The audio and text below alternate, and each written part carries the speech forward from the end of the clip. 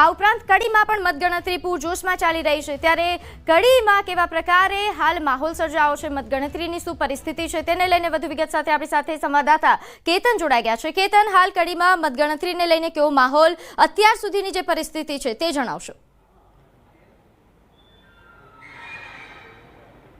ચોક્કસથી જણાવી દઉં કે કડી વિધાનસભાની પેટા ચૂંટણીને હાલમાં જે 6 રાઉન્ડ હોય છે તે 6 રાઉન્ડ પૂર્ણ થઈ ચૂક્યા છે। 1 થી 6 રાઉન્ડમાં તમામ જે રાઉન્ડ હોય છે તેમાં ભાજપના ઉમેદવાર હોય છે તે રાજેન્દ્ર ચાવડા તમામ રાઉન્ડમાં આગળ જોવા મળ્યા છે।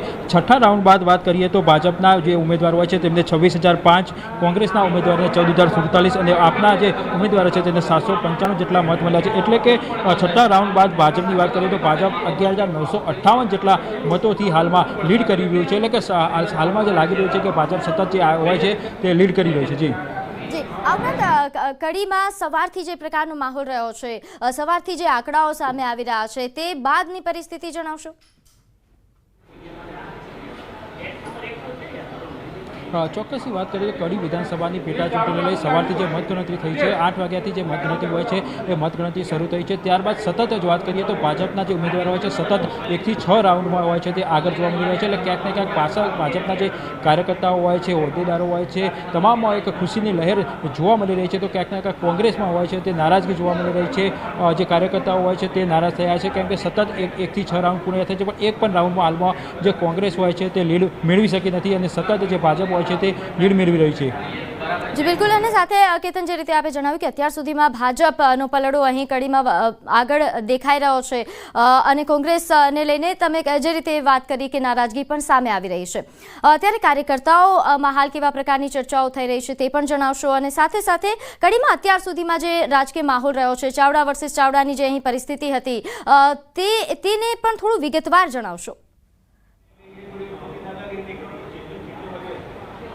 ચોક્કસથી વાત કરીએ તો કડી વિધાનસભાની પેટા ચૂંટણી જ્યાંથી પેટા ચૂંટણી જાહેર થઈ ત્યાંથી ભાજપ, કોંગ્રેસ અને આપ અને ત્રણે જે ઉમેદવારો છે ચામડા કહી શકાય છે ત્રિકોણીય જંગ હોય છે તે જામ્યો હતો, પરંતુ ક્યાંક ને ક્યાંક જે ભાજપ હોય છે તે બધું પલ્લું હાલમાં ભારે જોવા મળી રહ્યું છે। 12,000 જેટલા જે મત હોય છે તે 6ઠા રાઉન્ડના બાદ પણ તેઓ આગળ જોવા મળ્યા છે। એટલે કે સતત જે ભાજપ હોય છે તે લીડ મેળવી રહ્યું છે। કોંગ્રેસ અને ભાજપના જે ઉમેદવારો હોય છે બંને ઉમેદવાર જીતના દાવા કરી રહ્યો હતો, પરંતુ હાલમાં જે ભાજપ હોય છે, જે ભાજપના જીતના જે દાવા હોય છે તે સાચા પડતા હોય તેવા હાલમાં જે આંકડા મળી રહ્યા છે તો કહી શકાય 21 રાઉન્ડમાં આજે મતગણતરી હોય છે તે થવાની છે। એટલે કે હાલ થોડું કહેવું મુશ્કેલ બનશે, પરંતુ ધીરે ધીરે જે 1 કલાક બાદ કદાચ જે રિઝલ્ટ હોય છે તે જાણી શકાય છે કે જેમ જેમ મતગણતરી વધશે, રાઉન્ડ વધશે તેમ તેમ જે આંકડા હોય છે તે વધી શકે। પરંતુ હાલમાં તો જે 6 રાઉન્ડ પૂર્ણ થયા છે તેમાં તમામ જે રાઉન્ડ હોય છે તેમાં ભાજપના જે ઉમેદવારો છે આગળ જોવા મળી રહ્યા છે। એટલે ભાજપના જે કાર્યકર્તાઓ ખુશીની લહેર ચોક્કસથી જોવા મળે છે। કડી વિધાનસભાની વાત કરીએ તો કડી વિધાનસભાની પેટા ચૂંટણીને લઈ ભાજપ અને કોંગ્રેસ દ્વારા જે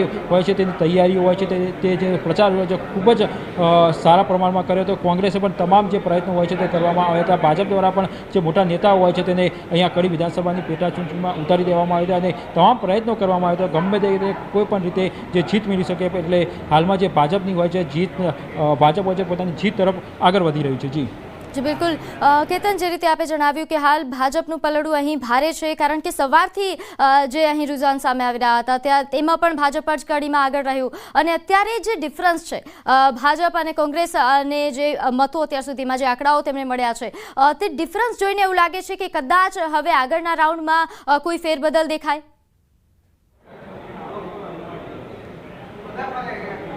હાલ તો વાત કરીએ તો ટોટલ વાત કરીએ તો 21 રાઉન્ડમાં આજે મતગણતરી હોય છે, મતગણતરી થવાની છે, જેમાંથી 6 રાઉન્ડ હોય છે તે પૂર્ણ થયા છે। એટલે કે બહુ ઓછી શક્યતા જોવા મળી છે કે આગળ રાઉન્ડમાં જે કોંગ્રેસના ઉમેદવારો હોય છે આટલી બધી લીડ કાપી અને વધુ શીખી શકે છે, કેમ કે જે સતત જે અત્યાર સુધીના જે આંકડા આવ્યા છે 6 રાઉન્ડ પૂર્ણ થઈ જાય છે કે હાલમાં જે 7મો રાઉન્ડ હોય છે તે ચાલી રહ્યો છે। 7મા રાઉન્ડમાં પૂર્ણ થશે ત્યારે વધુ માહિતી મળી શકે, પણ હાલમાં 6 રાઉન્ડમાં ભાજપ આગળ છે। એટલે કહી શકાય છે કે ભાજપ એ પોતાની જીત તરફ આગી રહ્યું છે।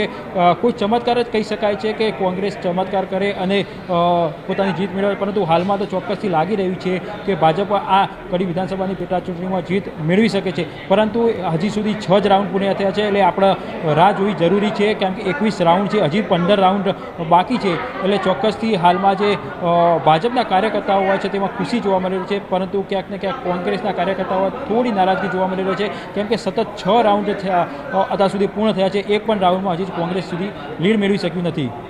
જે બિલકુલ કેતન, એટલે અત્યારે જે ડિફરન્સ છે, ભાજપ 11,900થી વધારે મતોથી આગળ છે, એટલે આ ડિફરન્સ થોડો વધારે છે અત્યાર પૂરતો, એટલે બની શકે કે આગામી સમયમાં આ જ પ્રકારનું જ પરિણામ રહે, પરંતુ સમય બદલાતા વાર લાગતી નથી. પરંતુ કડીમાં આ વખતે મતદાન પ્રક્રિયા દરમિયાન, જે પ્રચાર દરમિયાન જે પ્રકારનો માહોલ સર્જાયો હતો, ઘણા બધા વિવાદો પણ સામે આવ્યા હતા, ભાજપ વિરોધી પણ ઘણો માહોલ સર્જાયો હતો, તેમ છતાં હાલ જે આંકડાઓ સામે આવી રહ્યા છે તેને જોઈને એવું લાગે છે કે ભાજપ દ્વારા જે પ્રચાર કરવામાં આવ્યો, લોકોના દિલ જીતવામાં ક્યાંક ભાજપ હજુ પણ સફળ દેખાતી હોય તેવું લાગે છે.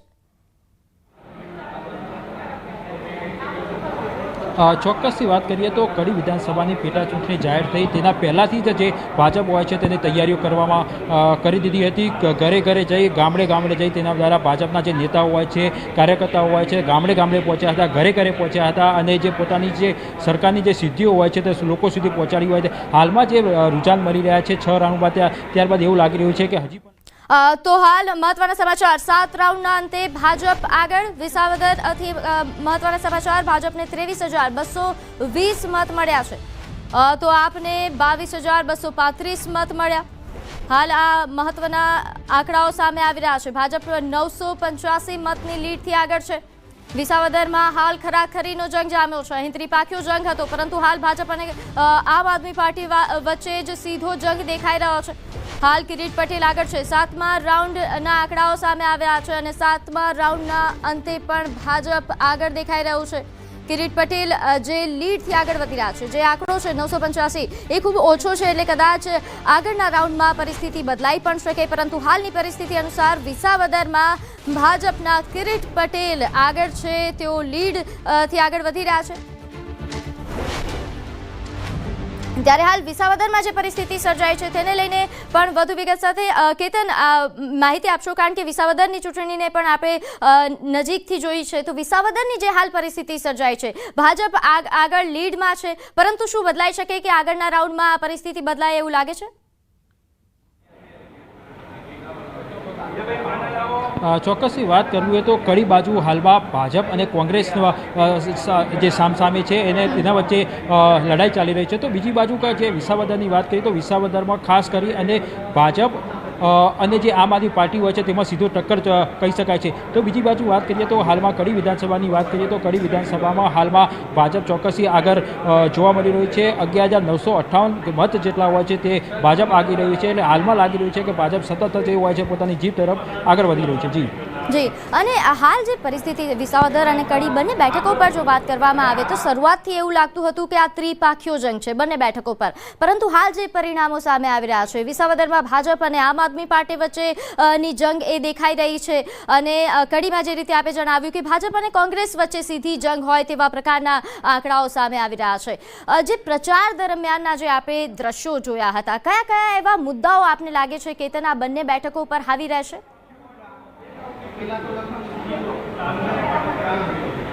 હું હાલ વધુ એક અપડેટ આપી દઉં કે કડી વિધાનસભાની પેટા ચૂંટણી લઈ 7 રાઉન્ડ હોય છે તે 7 રાઉન્ડ પૂર્ણ થઈ ચૂક્યા છે, જેમાં ભાજપના ઉમેદવાર હોય છે તેમને 29,870 જેટલા મત મળ્યા છે, જ્યારે કોંગ્રેસને 16,675 જેટલા મત મળ્યા છે. એટલે કે 7મા રાઉન્ડ બાદ જે ભાજપની લીડ હોય છે તે 13,195 સતત હોય છે. જે ભાજપની લીડ હોય છે તે સતત વધી રહી છે. એટલે કહી શકાય છે કે ભાજપ 7મા રાઉન્ડ બાદ પણ આગળ છે અને તેની લીડ હોય છે તે સતત વધી રહી છે.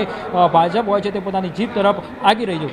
તમે વાત કરી કે મુદ્દા કયા રહ્યા, ખાસ મુદ્દાની વાત કરીએ તો કડી વિધાનસભાની પેટા ચૂંટણીમાં મુદ્દા હોતા છે જે વરસાદી પાણીનો નિકાલ હોય છે તે ખાસ મહત્વનો મુદ્દો રહ્યો. તો કડી વિધાનસભા હોય છે તેમાં અનેકવાર એવું જોવા મળ્યું છે કે સામાન્ય વરસાદ હોય છે તેવા સમયે જે વરસાદી પાણી હોય છે તે ભરાઈ જતું હોય છે, પણ ભાજપના નેતાઓ પણ જે મતદારો હોય છે તેમને સૂચના કહેવામાં આવ્યું હતું કે તમારી જે સમસ્યા હોય છે તેનો ઉકેલ આવશે. એટલે કહી શકાય કે જે ભાજપના જે નેતાઓ હોય છે, કાર્યકર્તાઓ હોય છે તે ક્યાંક ને ક્યાંક જે મતદારોને સમજવામાં, જેને સમજાવવામાં આગળ આવી શક્યા છે. તેમની હાલમાં જે મત મળ્યા છે તેવા કહી શકાય છે કે ભાજપ ચોક્કસથી આગળ જે સતત લીડ મળી રહી છે તેમાં આગળ વધી રહ્યું છે.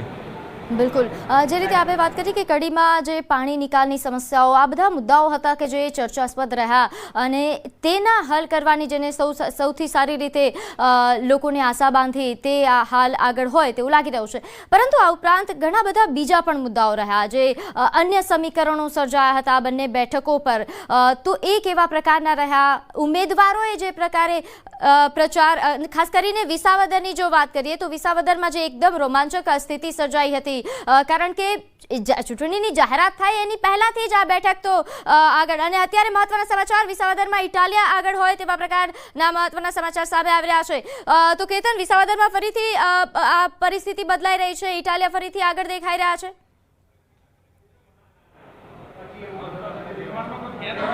ચોક્કસથી વાત કરીએ તો હાલમાં વિસાવદરમાં હોય છે તે ચૂંટણી જંગ જામ્યો છે, જેમાં આમ આદમી પાર્ટીના જે ઉમેદવાર હોય છે તે હાલમાં આગળ હોય તેવી માહિતી મળી રહી છે. એટલે હોય ચોક્કસથી એક રાઉન્ડમાં હોય છે તે હાલમાં જે ઉમેદવારો હોય છે તેમાં લીડ વધઘટ થઈ રહી છે. એટલે ચોક્કસથી વિસાવદરનો જે ચૂંટણી જંગ હોય છે તે જામી રહ્યો છે. તમામ જે કાર્યકર્તાઓ હોય છે, ભાજપ હોય છે, આમ આદમી પાર્ટીના હોય છે, એક રાઉન્ડ પર નજર રાખી રહ્યા છે, કેમ કે એક રાઉન્ડ બાદ જે સ્થિતિ હોય છે તે સતત બદલાતી રહી છે. જી બિલકુલ કેતન, એટલે વિસાવદરમાં હાલ એકદમ